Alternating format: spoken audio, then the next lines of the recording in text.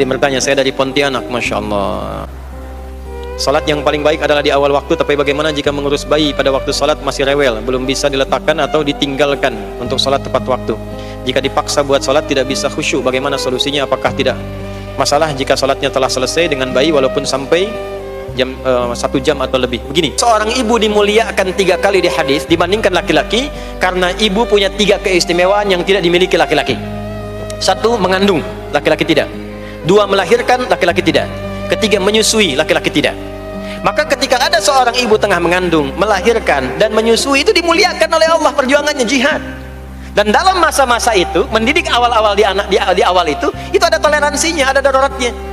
Jadi kalau anak menangis butuh perhatian, dan itu bagian dari kewajiban, jangan dipaksakan kemudian, mohon maaf, tinggal dulu, berangkat dulu ke masjid, pulang lagi, anak dalam keadaan haus, tertinggal, jauh dari kasih sayang, itu nanti bisa berhukum dosa di dalamnya. Maka ada toleransinya. Kapan keutamaannya? Ketika dia sudah mulai bisa menenangkan anaknya. Ya, tenangkan, selesai, dia tunaikan sholatnya. Dan itulah waktu sholat yang ideal bagi seorang ibu yang punya kebutuhan di dalamnya. Kedua, bila aman dari fitnah di jalan. Ketiga, bila ada space untuk perempuan. Kalau itu terpenuhi 3-tiganya, maka silahkan berangkat ke masjid. Tapi kalau tidak ada satu di antara 3 itu, jangan paksakan. Maka keutamaannya adalah di rumahnya. Maka sama nilainya dengan yang ke masjid. Hadisnya sahih. Hadisnya sahih. Seorang perempuan Ansar datang kepada Nabi Sallallahu Alaihi Wasallam mengadukan tentang keadaan diri dan teman-temannya. Jadi istilahnya dia sudah rapat dengan teman-temannya. Tolong tanyain dong sama Nabi, enak banget jadi laki-laki, ke masjid bebas, jihad bebas, haji bebas tanpa mahram. Tanyain dong. Maka diutuslah seorang perempuan mewakili teman-temannya itu. Maka ketika mengadu kepada Nabi, kata Nabi, sampaikan pada teman-temanmu itu. Bingung perempuan itu, karena nggak pernah cerita kalau dia diutus.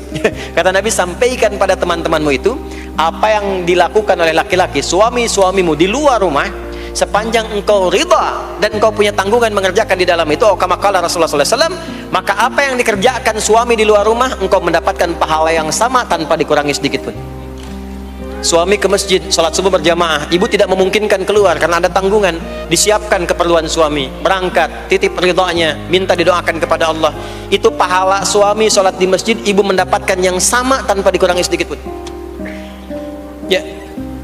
Dan lebih dahsyat lagi hadis yang lain, riwayat Abu Hurairah, idza maridal abdu atau kama qala Rasulullah sallallahu alaihi wasallam, qala Rasulullah sallallahu alaihi wasallam kama qala idza maridal abdu aw safar kutiba lahu mithla ma kana alaihi muqiman sahiha.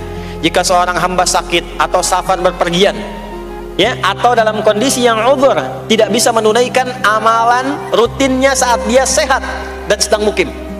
Saat sedang sehat, sholat sunnah, tahajud,